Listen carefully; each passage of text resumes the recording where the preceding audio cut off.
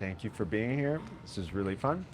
Can you say your name? Can you say your job title and where do you work? Sure. My name is Rachel. I work for Cober Solutions and I am the Director of Sales and Marketing there.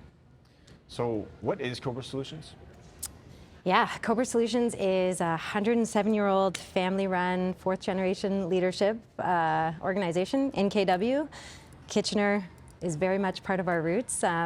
We are a commercial print organization, so we manufacture and fulfill commercial print for B2B and B2C relationships across the globe. That's awesome. Yeah. And like we were talking about how it changes and you got to iterate and all that stuff, but Yeah. what does your job actually imply? Like what do you actually have to do? What are your goals every day? Yeah, I mean, one of the things we talk about all the time within the team is scalability and what can we do every day to ensure that we sort of set up an infrastructure to support that growth. Growth is top of mind for every team member within the organization as a whole. And I think everybody's focus as a big picture is how are we going to scale? How do we do that effectively? What kind of infrastructure do we need to do that? And then make it happen. So, yeah. It's amazing. Yeah. We were talking about it earlier again, but a company that's 107 years old. Yeah. What is that like to be inside of that type of company? Like, what's that experience like? It's awesome. Yeah.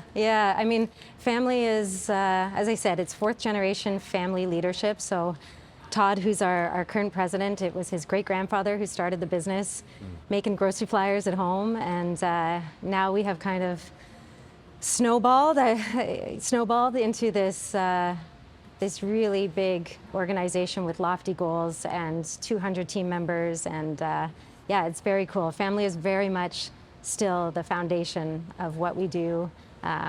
It's very much felt within the team. And so it's very cool to be part of something that has that as its roots, but then also is growing at the speed we're growing. So it's a pretty cool mix, I'll say that. Yeah. And that's special. So you have like the family base, but then you obviously have like a talented team that has great processes and systems, hence all the growth. Yeah. Can you talk about what that's like to actually be a part of a company that is based in family roots, but now creating systems and like talk about the culture? Yeah, it's very cool because we're at a place where, just like you say, there's so many sort of legacy team members and processes in place, which has gotten us to where we are successfully, and everyone's really, really proud of that. And then we also have this really massive growth on the mind, right? So it's about how do we merge those two worlds and bring in, just like you said, systems and processes to support what that's going to look like. And that's everything from our talent pool. How do we do that? How do we build a talent pool that we can scale successfully? How do we build out automation and workflows within our technology team to support that? That's a big, big part of it. Yeah. And sort of always looking towards, okay, we want to accomplish X. What are we going to do to get there, and how do we do that successfully? So yeah, it's very cool. Keeps you on your toes. I'll say that. It's amazing. Yeah. That's amazing. You don't become a 107-year-old company without sustainability in mind. Yeah. What does sustainability mean to Cober? Yeah, great question. And it's something we talk about every day at Cober. I will say that. It's something we all have to talk about, right? I mean, it's there and it's real. So it's something we have a laser focus on that internally. And that's everything from, we have an internal team that is exclusively focused on sustainability. So what kind of practices are we putting in place within the organization, within team members, within actual manufacturing? How are we supporting our fulfillment, distribution, so shipping, big part of it. What kind of sort of processes and relationships can we put into play to offset what that looks like? I mean, everything needs to be distributed and fulfilled, right? So how do we do that sustainably? And it's not an easy conversation. Sustainability is tricky, but it's something we want to ensure we do properly. And something we can support as we grow. And it's very important for us as a team, but it's also really important for our partners. So those global partners that trust in us to kind of support their Canadian manufacturing, and we really support the brand within the Canadian market, we got to make sure we do so effectively and sustainably. So that's on us to figure it out, and we're actively doing that every day. That's amazing. Yeah. And so you think like with that sort of mentality, like you will attract relationships that respect and want to be around a company like that, that prioritizes sustainability for like you said, for so many reasons. Yeah. But speaking of like attracting relationships, like Yeah. who is like an ideal client for Cober? And could you talk about the relationships that you have with your clients?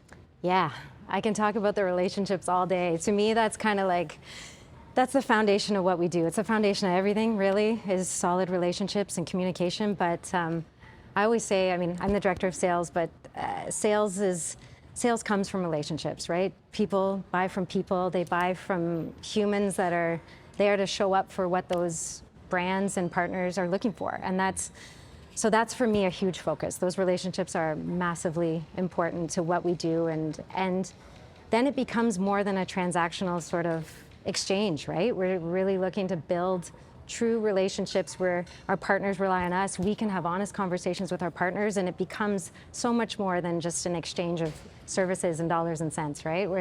We're very much looking to build away from that sort of structure of sales and find partners and support the partners that already trust us in a way that seems authentic. So yes, I can talk about relationships all day long if you want. That's amazing. Yeah, authenticity. Authenticity. Might be kind of important. Transparency, for healthy relationships. authenticity, all that good stuff, right? Yeah. So yeah, obviously you know what you're doing as far as sales. What's a sales tip that you could provide any professional? What's the best sales tip you could provide somebody? Communicate. Yeah. Honestly, yeah, that's both of those. Communicate honestly would maybe be it. I think, like I said, people buy from people, right? And I think everybody can sell something. Everybody has a product, and you can sell that. If you're good at selling, that can happen. I think it's more about retaining those relationships is a big piece of the puzzle. We focus on that all day, every day. If somebody's given us trust and saying, hey, we believe in you to support our brand within the country, within North America, Yeah. then we gotta make sure we show up and continue to do that. Wow. So retention, big part of it. And so like people, you're talking about people, but then Cober has some good tech. Yeah. What somebody that has no idea the tech that's happening within Cober to deliver awesome service to your community. Yeah. You talk about how you guys are using technology to be a great company. Yeah, for sure. I would say, I always say, just like the rest of the planet, Cober is fueled by technology, period. There's no way we would be at the place where we are, and fortunate to have the partnerships we have without technology being a piece of that puzzle. It's imperative to what we do and how we do it well. So we're lucky that we have our whole team is on side with what that means and understanding the value of technology within our ecosystem. It's everything from automated workflows to manufacturing to ensuring that that we are able to directly integrate with a lot of our partners who are global, and that takes a team. We have 13 developers on site that support technology all day long. They're awesome, and they are a big piece of the reason that we're able to scale as quickly and as effectively as we are. So yeah, technology is huge. It's amazing. That's really interesting. Okay, so you have some core values at Cober. I'm just going to list them, and then I'd love for you to just riff. Okay. Okay, so working hard. What does that mean? Yeah. Working hard means working hard. I think you're riffing off the working hard, be humble, stay kind, that sort of, it's, I think everybody needs to work hard to be successful at what you do, and whatever that means within your framework is kind of up to the individual to figure that out. But I think work hard, stay humble, be kind. You can't go wrong. That was something that Todd, who's our president, said once in a town hall, and it just kind of resonated with me with cut the rest of the fat out of the equation. Work hard, stay humble, be kind. Should work, right? So far so good. So yeah. So far so good, for sure. Yeah. Why is humility important? Ooh, yeah. Humility is, it's very much a core value of Cober's as a whole. I think it's important because, humility is important generally speaking, in my books at least, but I think a big part of it is everybody has the ability to be successful on whatever terms that means for them. And I think in order to continue to be successful and to have sort of a really solid place within the industry, you got to stay humble while you do it, right? And it's just like it all goes back to relationships, I think. And being humble within your team is a big piece. Being humble within your client roster, your partner roster. Man, yeah, I think it's pretty important to sort of how you interact with everybody in your ecosystem, right? Yeah. Yeah.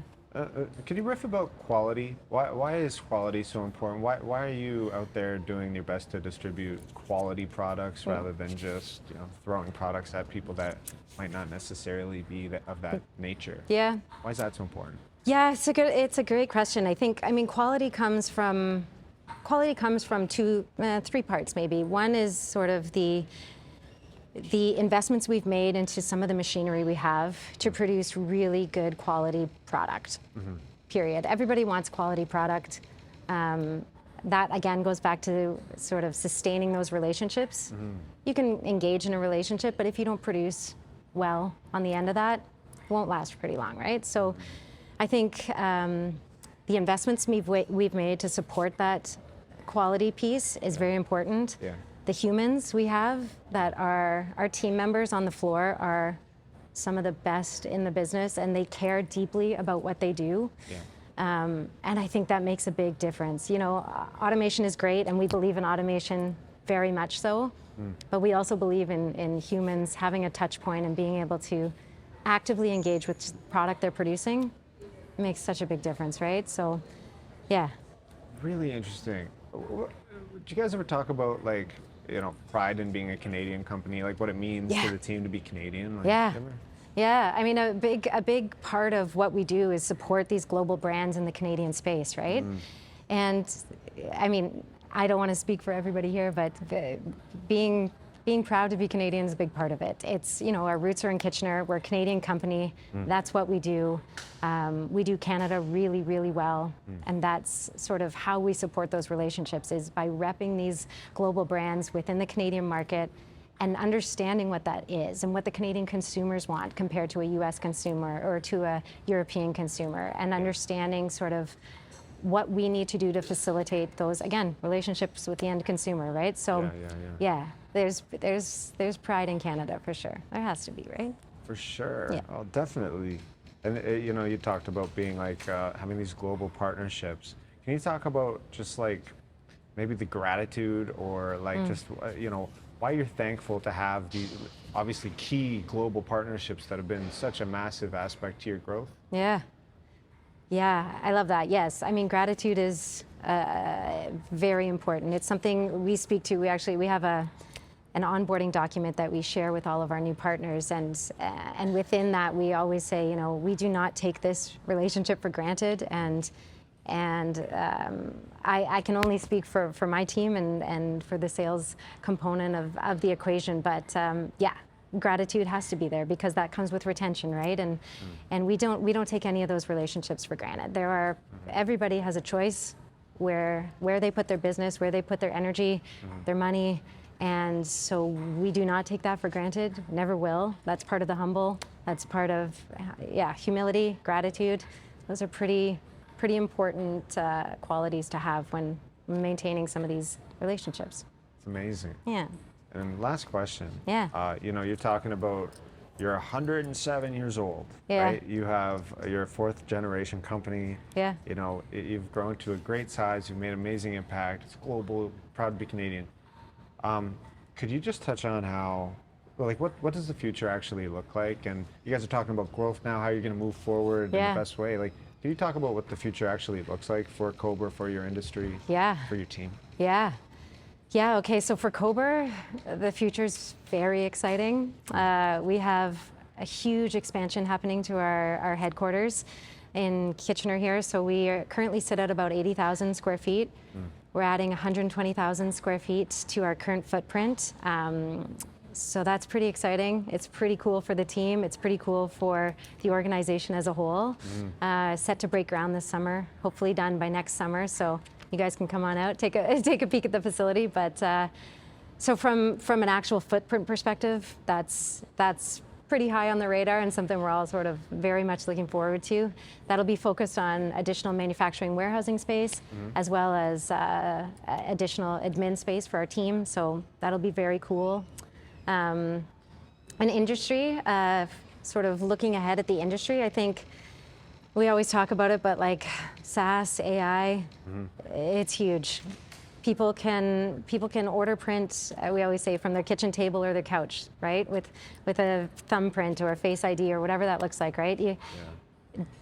The whole workflow is changing. The whole consumer purchasing pattern is changing. And so we have to adapt to what that looks like. How can you receive orders from someone's table? So it's sort of adapting to what that looks like and figuring out what the sort of future of purchasing looks like, generally speaking, right? That goes for every industry. So, yeah.